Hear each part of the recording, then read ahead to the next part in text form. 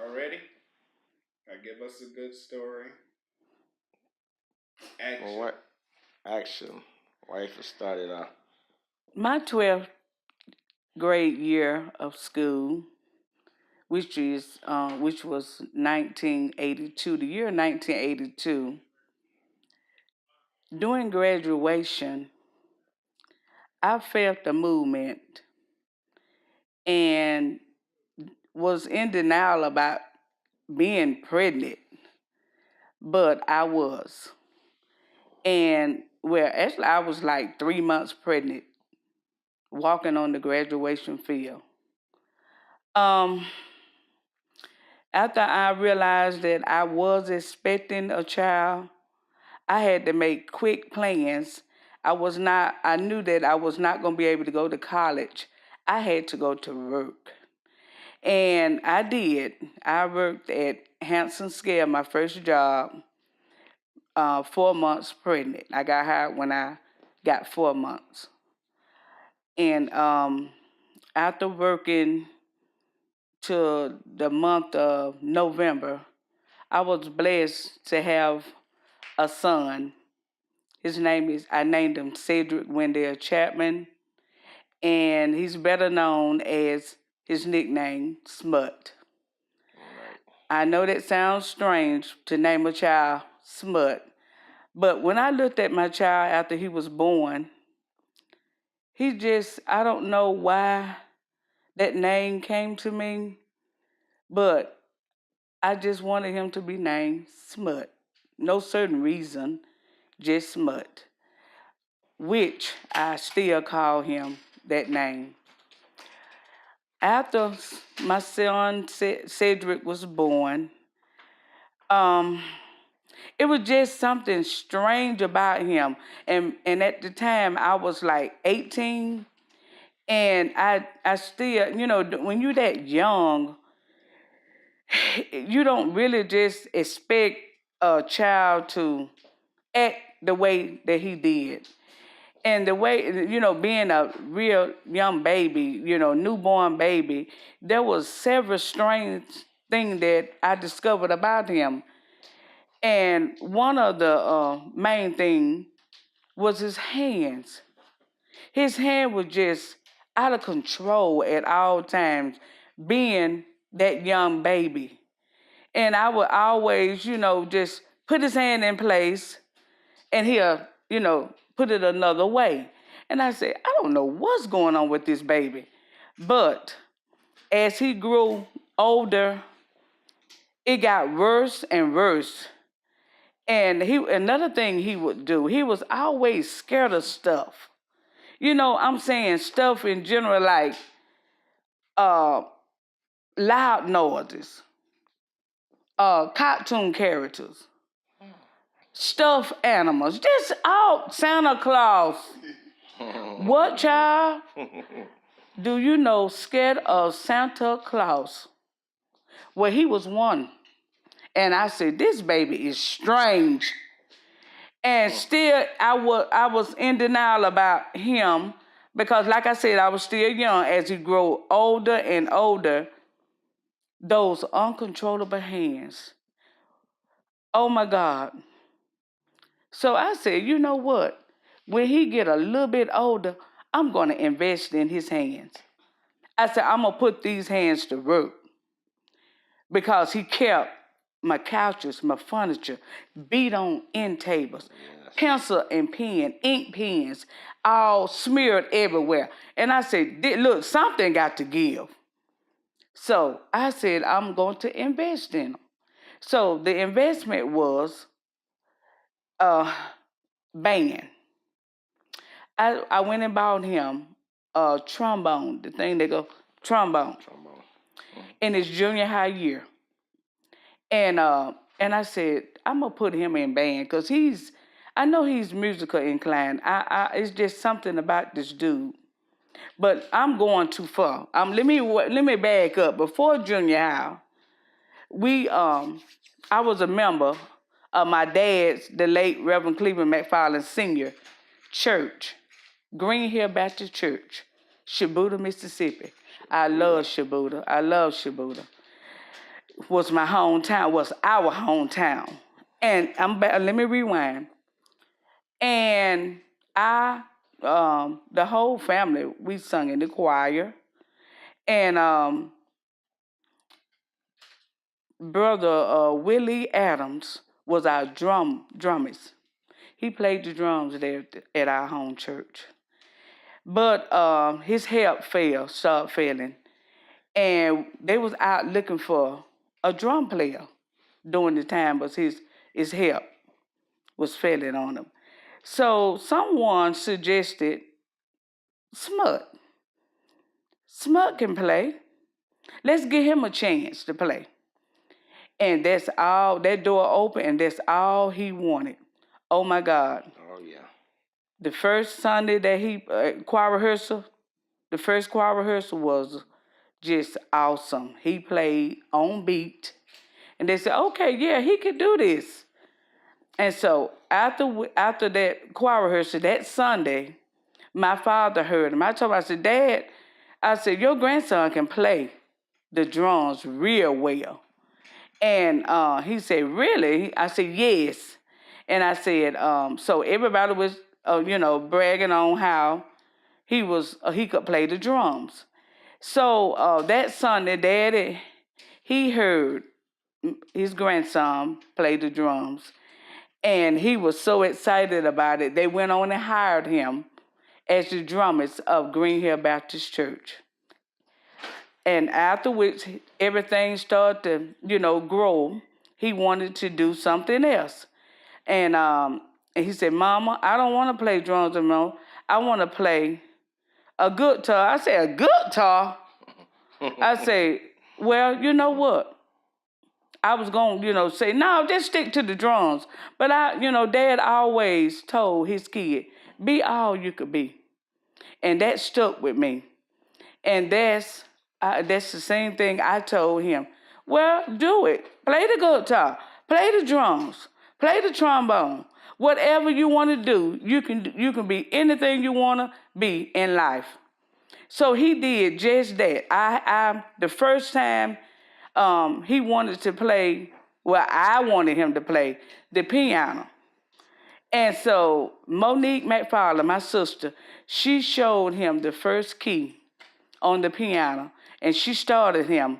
And afterwards, she had got called to a church, and she didn't have time to teach him anymore. So I took on to Pastor Ron Hobby. He was giving piano lessons, and I signed him up to play piano, to learn how to play the piano up under him. And everything just went on, and his hands is just powerful. And I said, this boy hands is just, I don't know the words to say about the hands. Only thing I knew to do, like I said, as a young mom, is to invest in them. And that's what I did.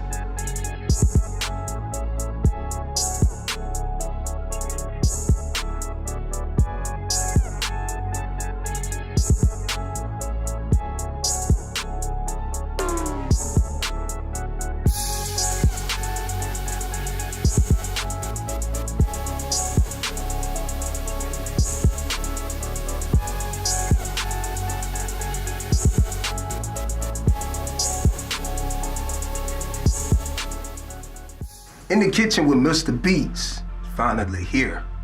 It's your boy Mrbeatz in your drum, man. So you want to hear my story? I'm gonna tell you my story, man. 5 years old, I knew music is what I wanted to do. Didn't really care about anything else but music.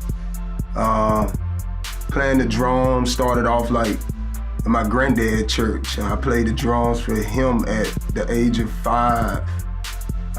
Played till I was about 13 or 14.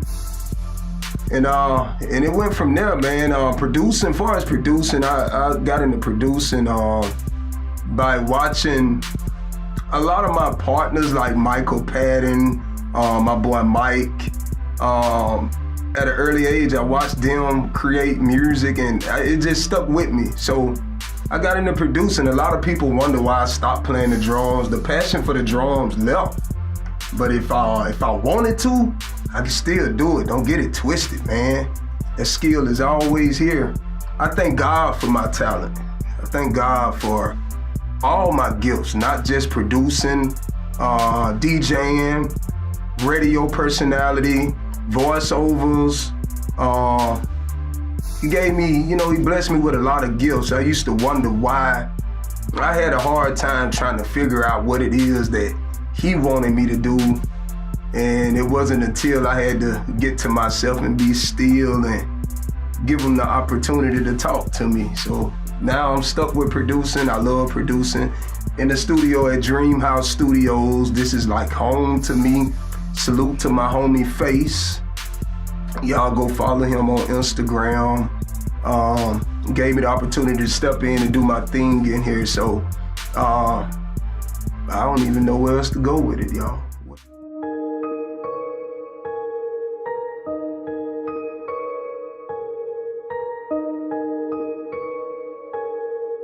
Mrbeatz in your eardrum. All right, so first started making beats with my partner, Dion Mayfield. They call him Playboy D. He had this record label called, it was small, Gutter Boy, Gutter Entertainment.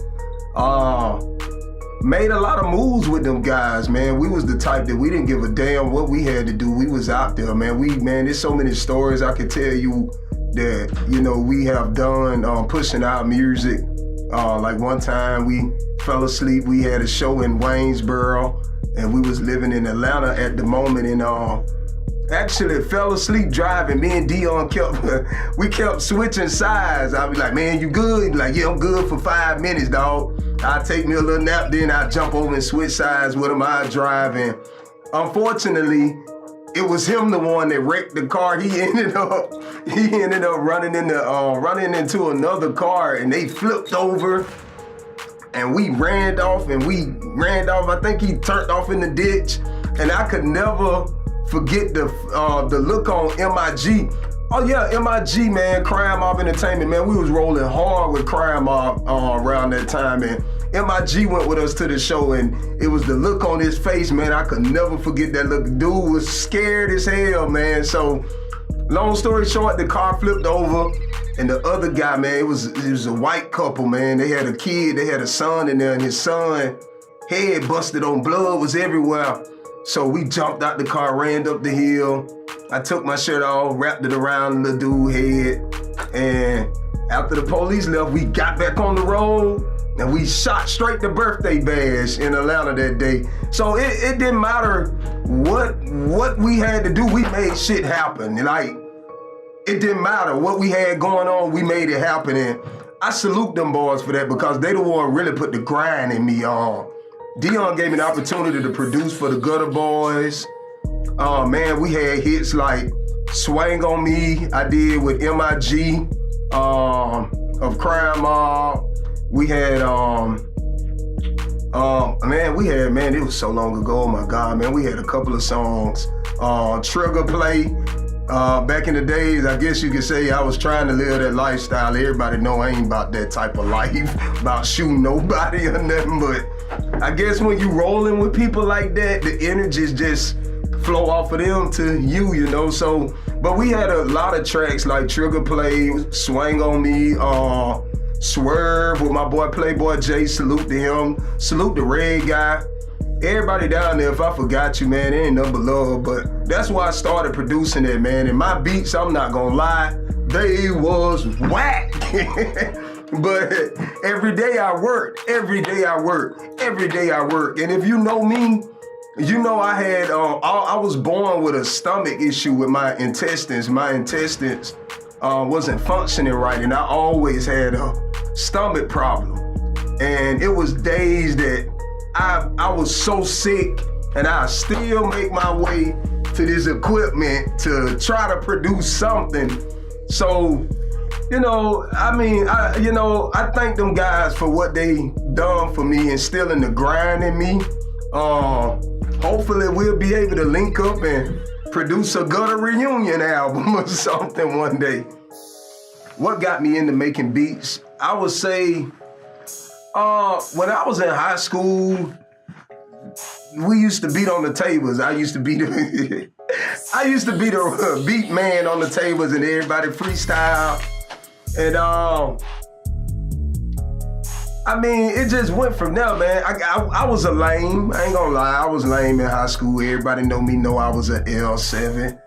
And I got in the band by this guy named Troy Dearman. He was like, bro, you make beats on the table. Can you play the drums? I was like, yeah.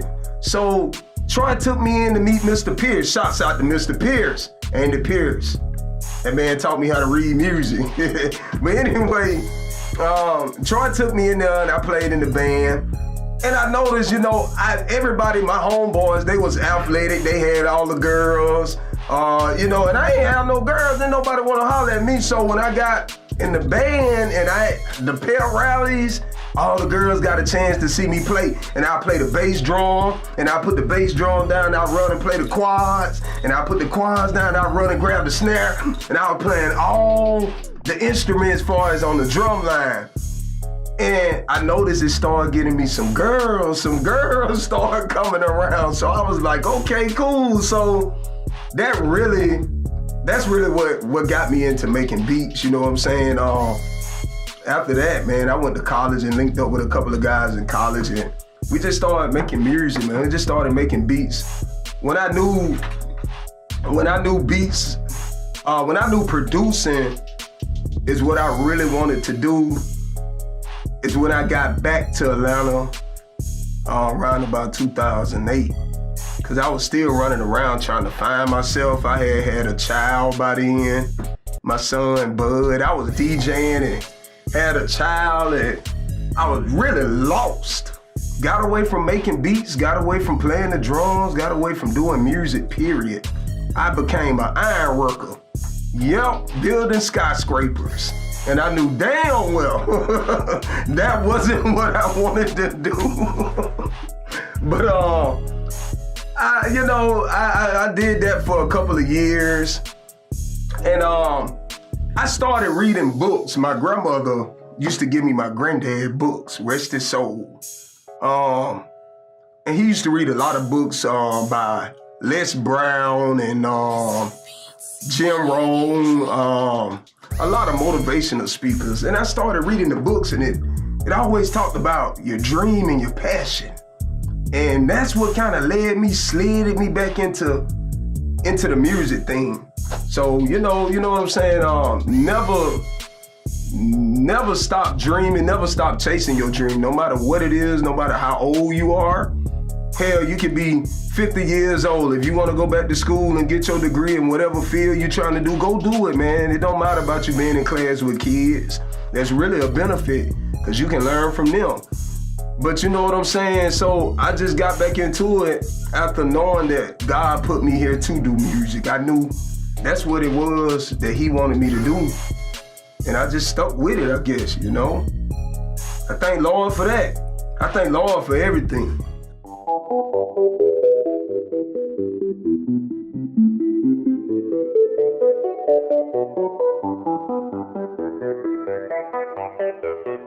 Mrbeatz in your eardrum.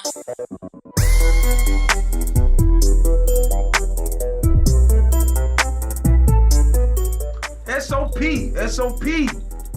Bang Bizzle. What it do? Y'all don't know Bang Bizzle.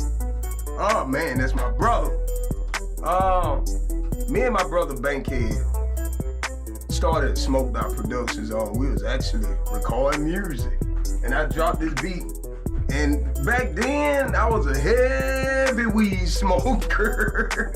And we used to burn, and I make beats, and we'll burn, and I make beats. And he was like, man, nigga, we smoked out productions. I was like, man, this shit hot. SOP. And it started from there, man. I gotta give credit to Bankhead, little Bankhead out there in Covington, Georgia. That's where we started SOP at. So that's how SOP began. I kept pushing. He's still doing his thing out there in Covington. And I'm doing my thing here. Hopefully one day we'll be able to link up again and continue doing what we used to do. But mad love to Bank Billzer, man. Bankhead. Real Bankhead.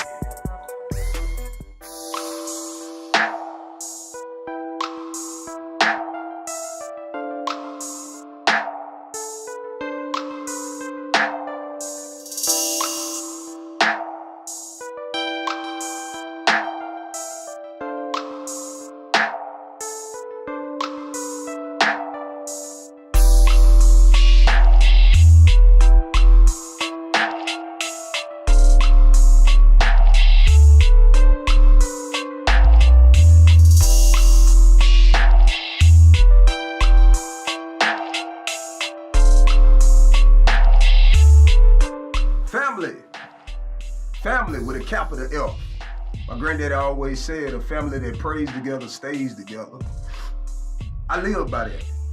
I thank God for my wife, Shataya Chapman. Cause you gotta be a hell of a woman to deal with a nigga like me. I ain't even gonna flex. So I thank God for her. My kids, Yasmin, Tyler, my baby Callie. Daddy love y'all. I do all this for my family.